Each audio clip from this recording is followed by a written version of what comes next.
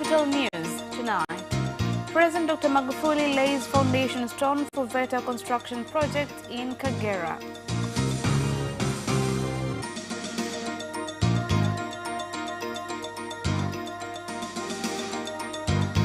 Speaker of Parliament appoints councillors for the standing committee.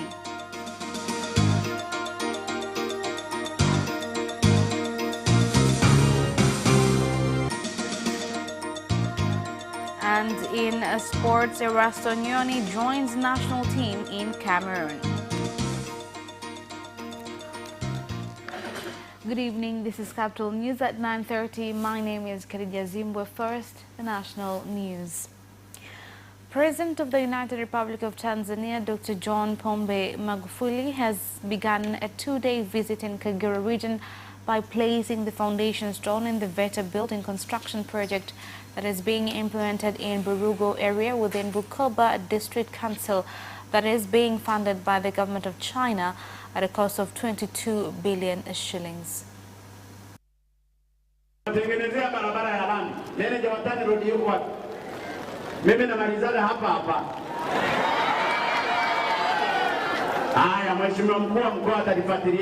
We'll build you a tarmac road, so when we open this place, the road must be under construction.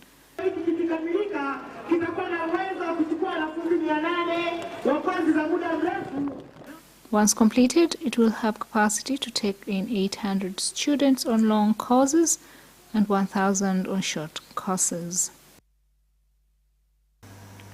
Speaker of the United Republic of Tanzania, Job Ndugai, has appointed councillors of the standing committee so that they can begin committee meetings that will last 2 weeks from 18th to 31st of January in Dodoma before the beginning of the 12th Parliament. According to the report released by the Communications and Internal Relations Division in Dodoma, Speaker Ndugai made the appointments according to the 96th section of the 1977 Constitution, which gives the Parliament authority to form parliamentary committees. Moving on, the District Commissioner of Rufiji District in the Coast Region has prevented the removal of construction equipment belonging to the contractor of Beko Company that was in charge of construction of the 30 kilometers Mkongo Tipo Road to the Mwalimu Nyerere electricity project that after failing to complete the job on time.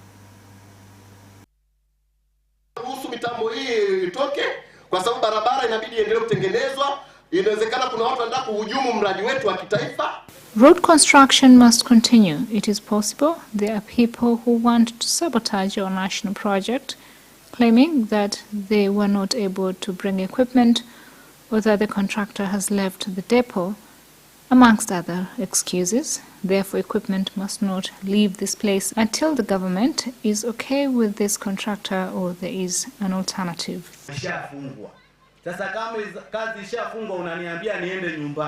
I've been sent home and promised to be called back once operations resumes. For us, it was difficult because we do not have any contract with the company.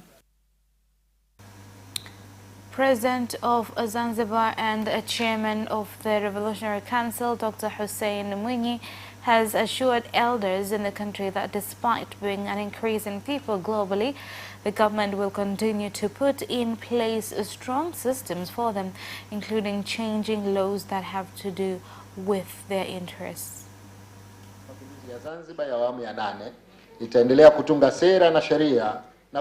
Eighth phase government of Zanzibar Revolutionary Council will continue developing rules and regulations, as well as coming up with improved agendas of supporting the elderly. We shall at all times consider the elderly when building infrastructures, settlements and health.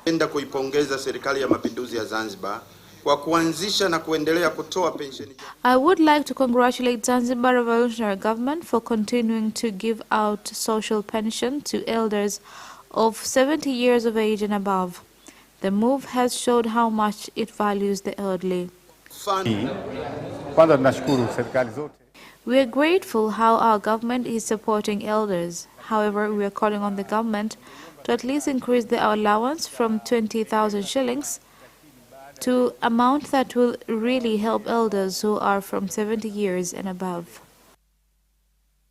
The Immigration Division, in collaboration with the police force in Handeni District, Tanga region, have succeeded in catching 3 illegal immigrants that were heading to South Africa.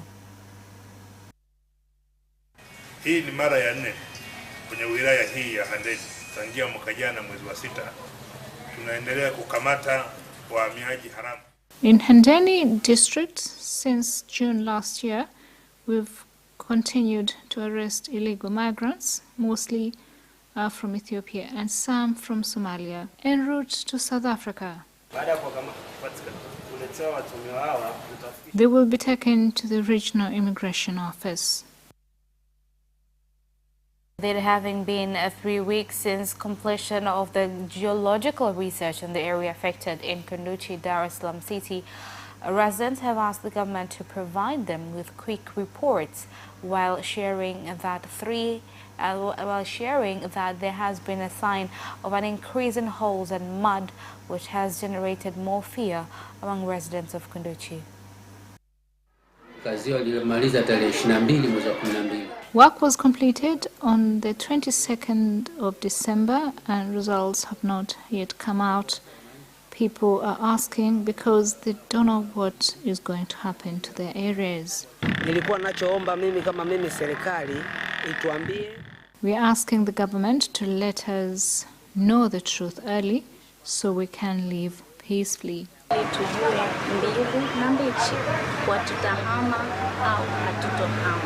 Madaya Insat, we are still at crossroads. We are asking for information to be provided swiftly so that we know if we have to move or not. 57 youth who were given farmland by the government in Mdodela area, Madaba Street, within Rujewa town, Mbarali district, have said that they have not benefited from the land since it was given to them 3 years ago due to the challenge of being caught by police and being placed in lockup when they try to farm the area. Sasa kila tukijaribu kulima, kuna watu ambao wanakuja wanatumia jeshi la polisi, wanatukamata na kwenda kutuweka ndani. There are certain individuals who use police officers to arrest and put us in prison. We don't get any assistance from the police. Ni kweli vijana wanapokuwa wanalalamika ni halali. It is right for those young people to complain because we gave them land as per the district commissioner's order. But sadly, they've not cultivated, not for a single year. When they come, they are met with police officers. Lile la Mdodela ambalo ni shamba ambalo vijana wanapaswa walime. There was conflict involving 9 individuals who are claiming land ownership, but in fact it belongs to the government. Residents of Mpombwe Ward, Kalambo District, Rukwa region have asked the government to increase its pace in preventing elephant invasions and making them official tourist attractions for those visiting Kalambo Falls, as it is done in other reserves. Lakini tungeomba serikali ijaribu kuadhibiti tembo badala ya kuwa ada sasa. We are asking the government to control elephants so that they could be part of tourist attraction. Ya utalii.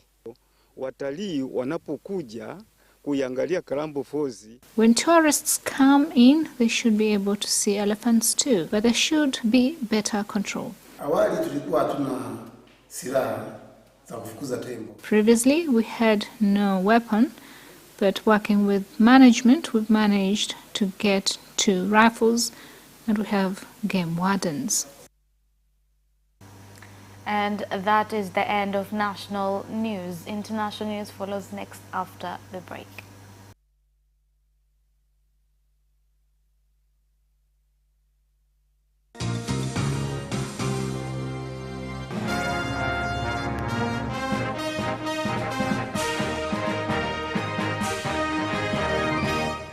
And in international news, the opposition party National Unity Platform, led by Robert Chagalani, also known as Bobby Wine, has confirmed that they will go to court to oppose the election results that saw President Yoweri Museveni announced as winner last week.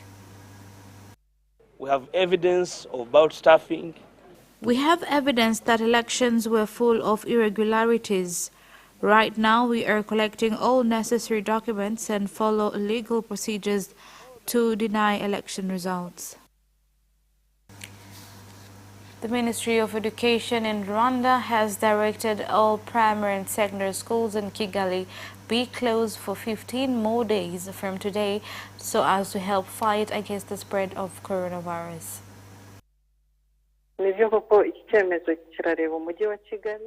The measure has been taken after an increase in cases of COVID-19 in Kigali.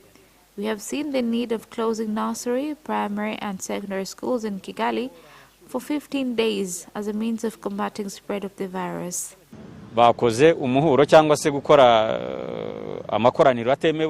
These people were arrested for holding a meeting at these times when the government has suspended gatherings.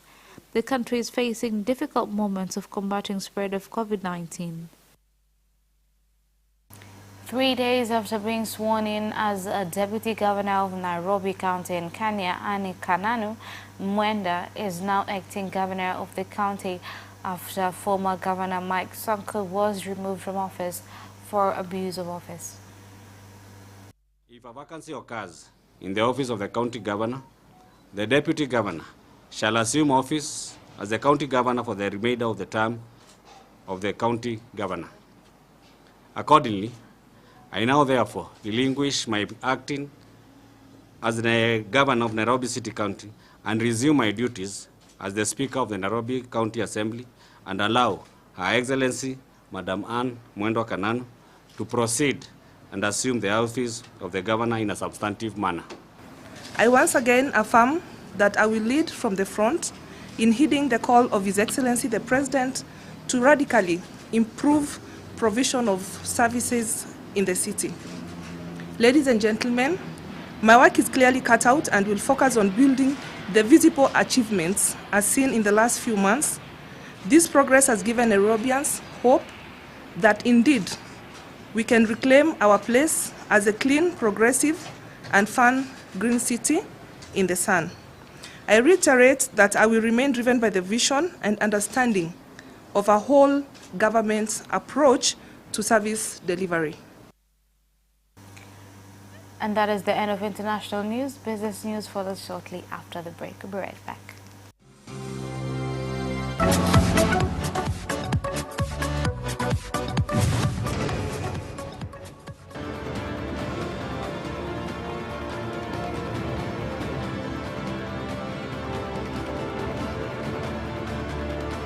Watch Business Edition as we talk to business leaders and experts in sectors that are transforming Tanzania's economy. We believe that the driver is the customer. To change the mindset of traditional HR to the digitalization. Make sure that everybody can get some access to financial services. And once we understand the vision of our leaders, we then need to be behind them and help them in achieving that vision. Business have involved mercantile operations, trade guilds, or shared agricultural production, infrastructure, construction, financial sectors, tourism, and mining. Business Edition on Friday at 8:15 p.m.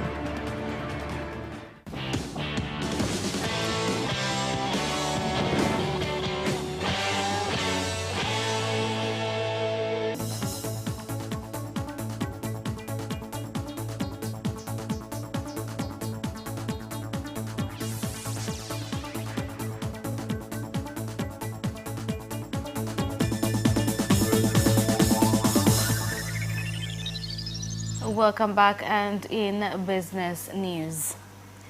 Air Tanzania Company Limited ATCL has entered into an agreement with Air India that will allow passengers of both airlines to travel to different cities by booking one ticket instead of two different ones, which will reduce cost, time and increase number of passengers for ATCL.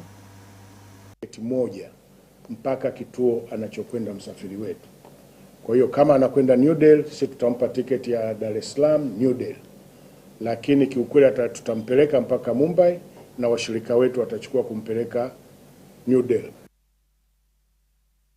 Growth within the Dar es Salaam exchange has continued to 9.2 trillion shillings from 9.1 trillion shillings, with investment within the market contributing to 64% and foreign investors 36%. Kwa hivyo kumekuwa na ongezeko la ukubwa wa soko la ndani kwa kiwango cha karibu bilioni 55.5 ukilinganisha na wiki iliyopita.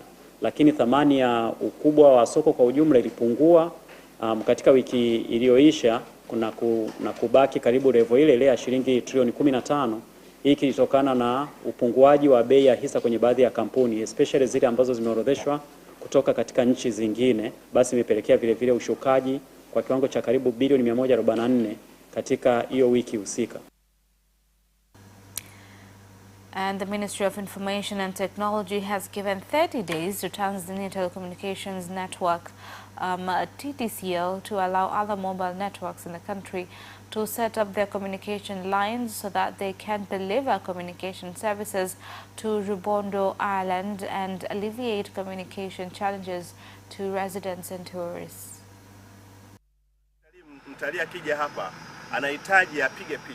At tourist attraction areas, tourists need to take pictures and send them to their loved ones as a means of sharing the moments. It is sad for them failing to share such joyful moments due to lack of internet. This would cost us more if we will fail to get more tourists. The government is giving out subsidies for communication services at Rubondo Reserve. There are 2 projects at the reserve. One of them was completed by TTCL, and the rest of telecommunication service providers will also come to install their equipment. And that is the end of business news. Sports news follows next after this short break. Away first time, good start from Bolt. Bolt leading a moment and going away. Gay trying to go with him, and he's being dragged through the second place, but he's going to win it by 2 meters. Away first time, good start from Bolt. Bolt leading a moment and going away. Gay trying to go with him, and he's being dragged through the second place, but he's going to win it by 2 meters.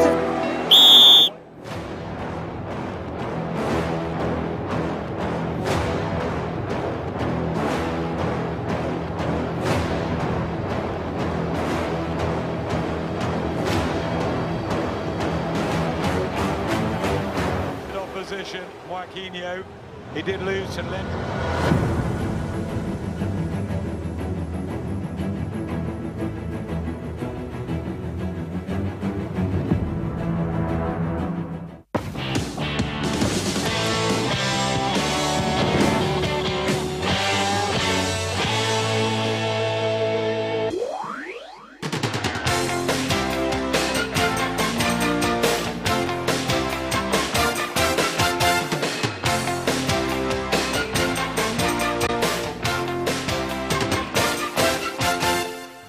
In sports news tonight, Erasto Nyoni has already joined the national team squad in Cameroon with the assistant coach as they prepare to face Zambia tomorrow in their first CHAN Championships game.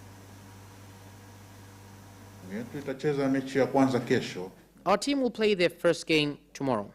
We play Zambia at 7 p.m. Our team is in a good condition, and we expect the game to give us an overview of how the team will perform, because this is the group stage and that's the first match.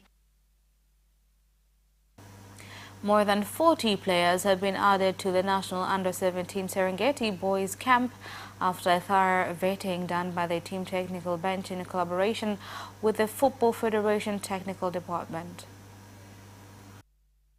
Kingine kwamba lazima tuangalie maumbile nayo, kwa kitu hichi nacho kinatufaidisha sana. Another thing is we have to check their physique. That is another thing that holds us back. We have to check how they are shaped as well as their ages, and also how their faces look, because sometimes you see the toughness but they still have baby faces. Phil Neville has stepped down as England women's manager ahead of his impending appointment by MLS club Inter Miami. Here's more on the story. Neville's 3-year spell leading the Lioness has officially come to an end, with Netherlands head coach Sarina Wiegman set to replace him following the Olympic Games in August. England is set to bring in a caretaker boss to see them through the next few months, having been in talks with potential candidates for the role since Rihanna Skinner left her post as Neville's assistant to join Tottenham in November. Neville, who led the Lionesses to the 2019 World Cup semi-finals in France, is expected to take over in the dugout at David Beckham-owned MLS franchise Inter Miami in the coming days, with the former Manchester United star set to link up with his old teammate in the United States. Former Manchester City and Swansea City striker Wilfred Bony said he is ready to return to the Ivory Coast national team as he continues the search for a new club. Bony is yet to play competitive football since November 2020 after he left Saudi Pro League club Al Ittihad by mutual consent. Prior to his exit, the 32-year-old forward scored 5 goals in 10 league outings, but is now training with League Two club Newport County to maintain his fitness levels. After previous playing stints in Qatar, Czech Republic, the Netherlands and England, the Ivorian star disclosed his readiness to play anywhere, as he confirmed ongoing negotiations with clubs in Turkey, China, Korea and Russia.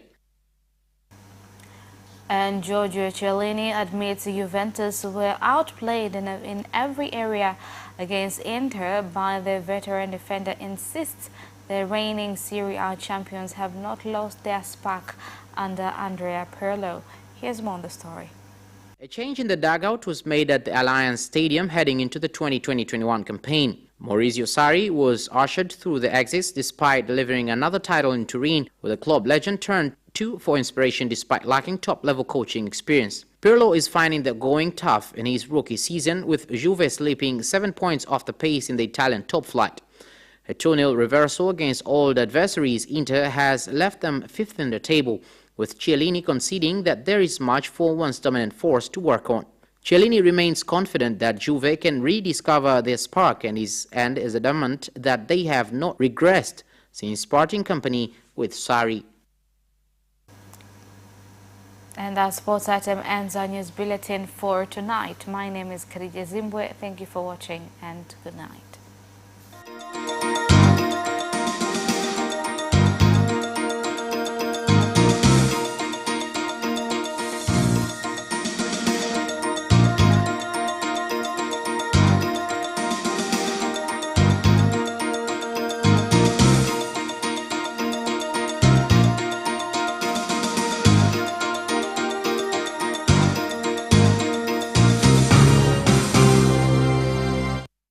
You can watch Capital News live on our social media accounts, YouTube Capital TV and Facebook Capital Television Tanzania from Monday to Friday at 9:30 p.m. Don't forget to subscribe and put notification on. You can watch Capital News live on our social media accounts, YouTube Capital TV and Facebook Capital Television Tanzania from Monday to Friday at 9:30 p.m. Don't forget to subscribe and put notification on. In Tanzania, we have an amazing array of places we call home. But when it comes to interior designing, decorations, and gardening, we don't make the most of the spaces. On the decor, you learn about designs, styles, functions, elegance, and traditions by being inspired from the best in the field to transform your spaces and create more memories. On Saturday at 7:30 p.m.